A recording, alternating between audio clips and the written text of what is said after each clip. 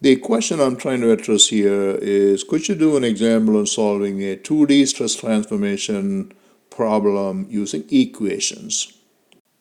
This is the problem that I have chosen here. We'll try to answer a couple of different questions here, but the first question that I want to answer here is this.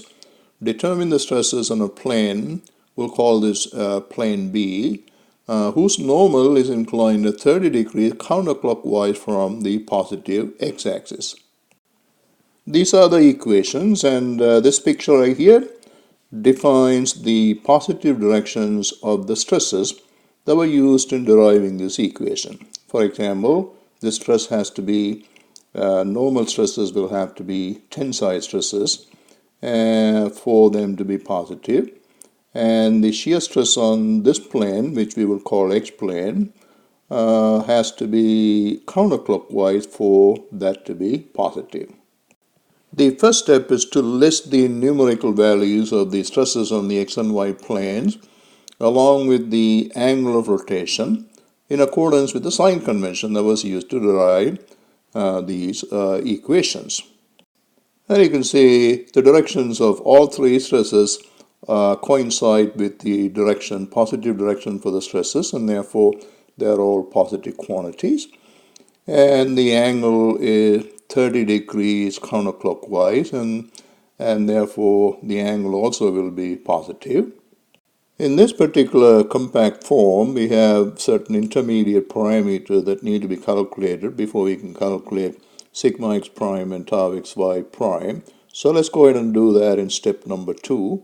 Sometimes they give you the expanded form, so in that case you don't have to go through these intermediate parameters. You can directly substitute values for these quantities in the equations and go ahead and calculate sigma x prime and tau xy prime. But here we do have to calculate these. So let's go ahead and do that first.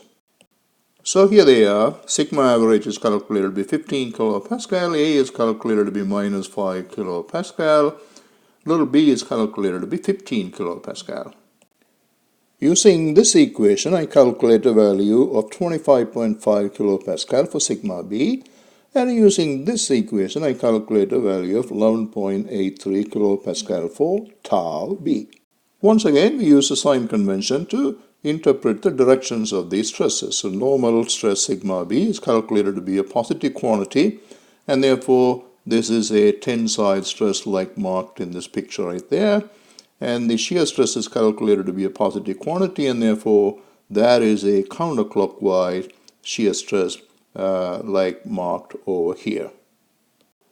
Our question number 2 here is this. Determine the principal stresses and their directions. Now, if you're doing this problem from scratch, the first 2 steps would be the same as what we did in the earlier slide. Step 1, we list the stresses and the angle in accordance with the sign convention. Step 2, we calculate these intermediate parameters. Now here, we do have one additional parameter to be calculated, which is this capital R. So let's go ahead and do that. R is calculated to be 15.81 kilopascal. Our third step is to go ahead and calculate the magnitude and the directions of the principal stresses, namely sigma 1, sigma 2, theta p, and alpha p. So here are the equations, and you directly substitute these parameters into those equations and get these numbers. So I got 30.81 kilopascal for sigma 1, minus 0.81 kilopascal for sigma 2. Theta p is calculated to be 35.78 degrees with a minus sign in front of that. Alpha p is calculated to be 54.22 degrees. If you recall, one of the problems in using the equations is that we don't know which angle goes with which principal stress. To solve this problem, we take one of these two angles and calculate sigma x prime and see which of the two principal stresses pops out of that, right? So here are my calculations. Using minus 35.78 degrees for theta, I got minus 0.81 kilopascal from this equation for sigma x prime. And therefore, now we know minus 35.78 degrees, which is theta p, goes with this principal stress, minus 0.81 kilopascal.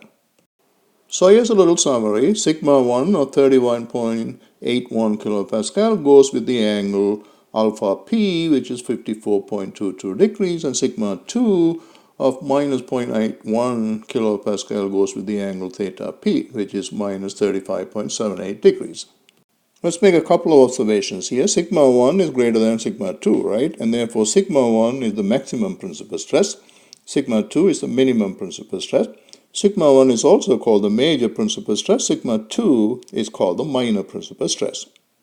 Here is the complete geometrical interpretations of these angles.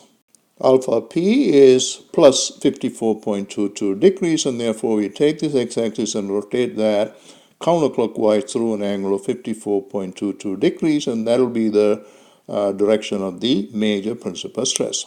Theta P, on the other hand, is minus 34.78 degrees, so you take the x-axis one more time and rotate it clockwise through an angle of 35.78 degrees, and that's where the minor principal stress is going to be acting. Now the major principal stress is a positive number, and therefore that is a tensile stress, whereas the minor principal stress is a negative number, and therefore that is a compressive stress. Also note that if I add this angle to this angle, we get 90 degrees, right? In other words, these two principal stresses are at 90 degrees to each other, like it's supposed to be.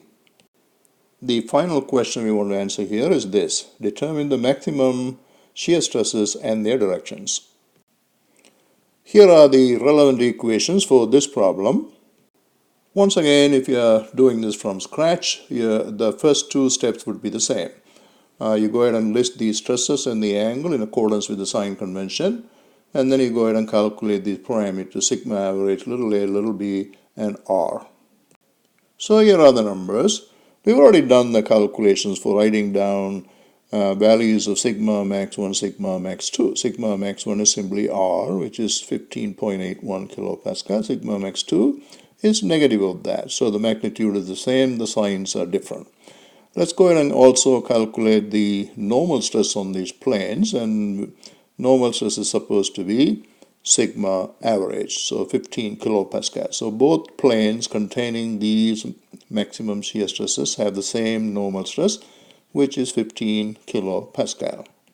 And here are the angles. Theta S, you calculate using this equation. I get a value of 9.22 degrees for that.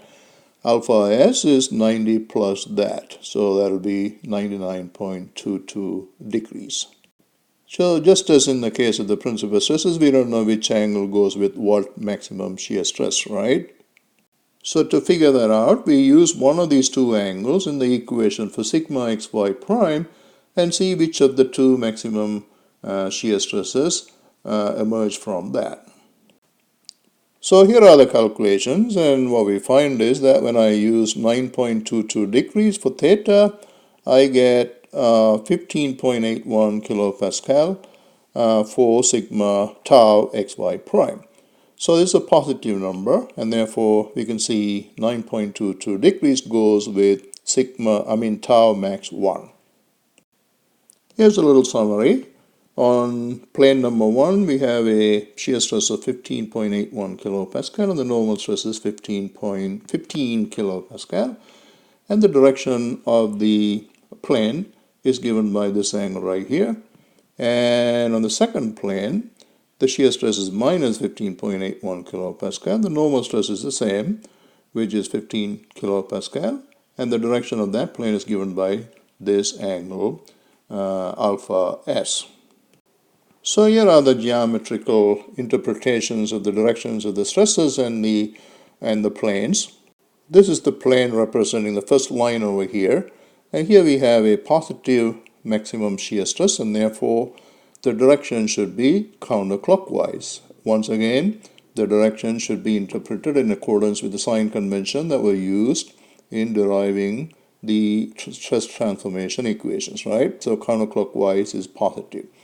And of course, the tensile normal stress is positive, and we do have a normal stress of 15 kilopascal, and therefore this is a tensile stress. And we get this plane by rotating the x-axis through an angle of 9.22 degrees in the counterclockwise direction. So that will give you the direction of the normal to that plane. Now we go another 90 degrees to it. We get to the second plane containing the maximum shear stress. So here the shear stress is a negative number, and therefore it is acting in the clockwise direction. Normal stress is still a tensile stress of 15 kilopascal. It's also useful to remind ourselves of the interrelationships between the directions of the maximum shear stresses and the principal stresses. From one of the previous slides, this is what we found about the principal stresses, right? If I take these directions and superimpose them on this picture, this is what I get. So what do we find? We find that the angle between these lines are 45 degrees. So this kind of proves what we already know theoretically. These angles are supposed to be 45 degrees, right? And that's what we got. Let me conclude this video with a cautionary note. One of the common mistakes students make is that sometimes they are not committed to the sign convention. The equations we have used in this video have all been derived using a specific sign convention. And if you don't stick to it, the equations won't work. And here are the positive directions for these stresses. I'll leave you with 4 different examples here, each with varying directions for the stresses. I'll leave the units out of here. You can use any units, kilopascal, psi, what have you. So here are the list of these stresses, sigma x, sigma y, and tau xy, with proper signs in accordance with this sign convention.